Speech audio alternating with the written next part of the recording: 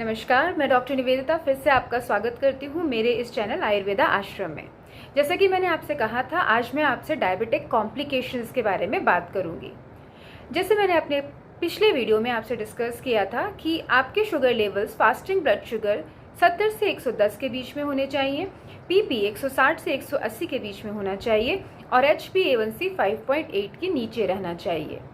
आपको मैंने डिफरेंट तरीके बताए थे, जैसे कि डाइट, एक्सरसाइज, कुछ मेथी, पनीर, डोडा, इस तरीके की कुछ चीज़ें आपको इनकॉर्पोरेट करनी चाहिए अपनी डेली लाइफस्टाइल में।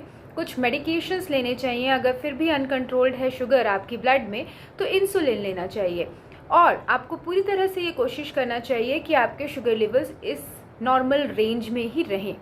लेकिन अगर किसी वजह से ऐसा होता है कि आपके शुगर लेवल लगातार बढ़े हुए हैं, कंट्रोल्ड नहीं है, या आपने उसे नेग्लेक्ट कर दिया, आपको लग रहा है कि डायबिटीज़ कुछ नहीं है, ब्लड में शुगर ही तो बढ़ी है, लेकिन याद रखें ये एक साइलेंट डिजीज़ है और ये लंबे समय तक अगर आपके ब्लड में शुगर लेवल्स बढ़े रहते हैं तो ये बहुत खतरनाक हो सकता है।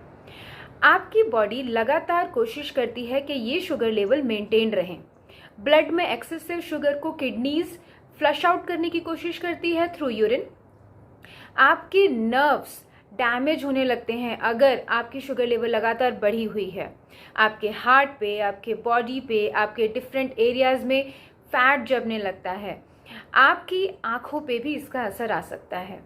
तो अगर हम मेजरली देखें तो 3 कॉम्प्लिकेशंस मेजर होते हैं डायबिटीज़ के, that is diabetic retinopathy, diabetic neuropathy and diabetic nephropathy. अगर हम बात करें डायबिटिक नेफ्रोपैथी की, तो जैसे कि मैंने आपको कहा, एक्सेसिव शुगर को किडनीज फ्लश आउट करने की कोशिश करती हैं। हर किसी चीज़ का एक थ्रेशोल्ड होता है, मतलब अगर आपके पूरे दिन में 8 घंटे काम करने की कैपेसिटी है और आपसे 10 घंटे 12 घंटे काम करवाया जाए, या एक दिन नहीं लगातार 20 या 30 दिन तक ये काम करवाया जाए, डेफिनेटली आपकी बॉडी एक लेवल पे आ जाएगी और उसमें कई सारे साइन एंड सिम्टम्स नज़र आने लगेंगे। आप वीक हो जाएंगे, आपकी एनर्जी लॉस हो जाएगी, आप बहुत ज़्यादा अपने हेल्थ को लूज़ करने लगेंगे।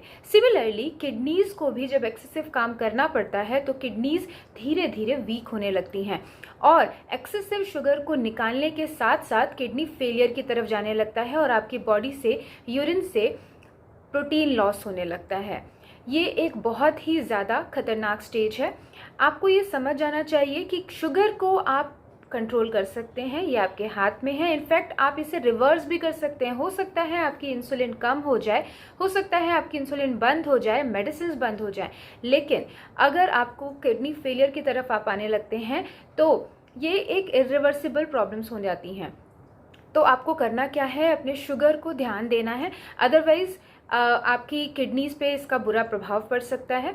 आपको, जैसे मैंने कहा था, कि रेगुलर बेसिस पे अपने शुगर चेक करवानी चाहिए, कि आपको पता होना चाहिए कि ये कंट्रोल में है कि नहीं।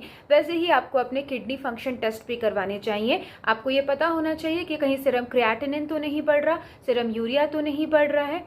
इसी तरीके से अपने यूरिन के भी टेस्ट करवाने चाहिए, जिसमें पता चलता है कि कहीं यूरिन में प्रोटीन तो लॉस नहीं हो रहा, कीटोन्स तो लॉस नहीं हो रहा, शुगर तो नहीं जा रही है, और अगर जा रही है तो उसके लिए इफेक्टिव स्टेप्स इमीडिएटली लेने चाहिए। सिमिलरली हम अपने नेक्स्ट कॉम्प्लिकेशन के बारे में बात करेंगे, डायबिटिक न्यूरोपैथी। डायबिटिक न्यूरोपैथी एक ऐसी कंडीशन है जिसमें आपके नर्व्स इम्पैक्ट पड़ता है, नर्व्स पे बहुत ज़्यादा प्रभाव पड़ता है। तो या तो आपकी नर्व्स में एक्सेसिव सेंसेशंस आने लगते हैं या नर्व्स अपने सेंसेशंस खोने लगती है, कम हो जाता है। अगर एक्सेसिव सेंसेशन आएंगे तो ऑफ कोर्स ये आपको झंझनाहट या टिंगलिंग सेंसेशन, जिसे आप बोल सकते हैं, इस तरीके के सेंसेशंस आपको बॉडी में, आपकी एक्सट्रीमिटीज़ में, आपके हाथ के पोर्वों में, आपके लेग्स में, आपको फुट में ऐसे सेंसेशंस मिल सकते हैं। या फिर आप कोई भी चीज़ उठा रहे हैं तो वो पेन सिम्टम्स डेवलप होता है, ऐसा लगता है बहुत ज़्यादा भारी है, दर्द होता है आपको। अगर ये नर्व्स के सेंसेशन ज़्यादा हैं, मतलब अगर आपके नर्व्स बहुत ज़्यादा बिल्कुल भी आपकी जो सेंसेशंस है वो लेके नहीं जा रही है, कम या लो हो गई है, तो उस कंडीशन में आपको सेंसेशंस नहीं मिलते। मतलब आपको छोटा सा वुंड, जनरली हमारे पाँव ही ऐसे हैं जो डायरेक्ट किसी भी चीज़ के कांटेक्ट में होते हैं या हाथ होते हैं, तो अगर कोई भी चीज़ अगर उससे टकराती है तो वुंड बन जाता है और सेंसेशंस ना होने की वजह से आपको पता ही नहीं चलता वहाँ वुंड है। और आपके ब्लड में ऑलरेडी शुगर लेवल्स बढ़े हुए हैं। किसी भी जर्म्स को पनपने के लिए, बैक्टीरियाज को पनपने के लिए, इन्फेक्शन को पनपने के लिए शुगर चाहिए, जो उसके लिए फेवरेबल कंडीशन आपके ब्लड में ऑलरेडी है। तो बहुत जल्दी इन्फेक्शन पनपता है, दर्द नहीं है तो आप उसको ध्यान भी नहीं दे पाते हैं और ये जख्म नासूर बन जाता है। मतलब आपका हल्का सा वुंड कहीं ना कहीं डायबिटिक फुट में कन्वर्ट हो जाता है। डायबिटिक फुट की स्टेजेस होती हैं। अगर ये माइल्ड या मॉडरेट स्टेज पे है आप फिर भी इसको रिकवर कर सकते हैं। अगर एक्सट्रीम स्टेज पे हो गया तो ये रिवर्सिबल नहीं है और ये गैंग्रीन में कन्वर्ट हो जाता है, जिसका आपका इकलौता ट्रीटमेंट बचता है वो है removal of the foot, removal of that particular organ जो अफेक्टेड है। तो आपको पैर कटवाने तक पड़ सकते हैं, उंगलियां कटवानी तक पड़ सकती हैं।